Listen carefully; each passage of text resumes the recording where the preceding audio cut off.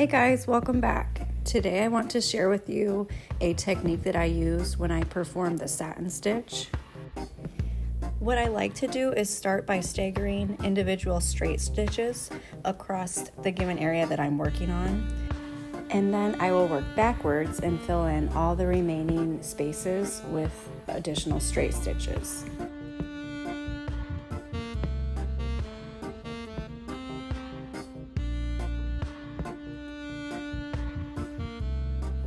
And here's just another example of the same thing, but on a different project.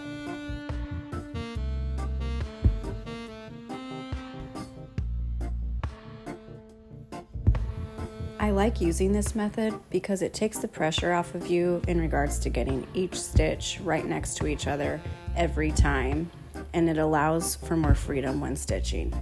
Or maybe it's just a psychological thing for me.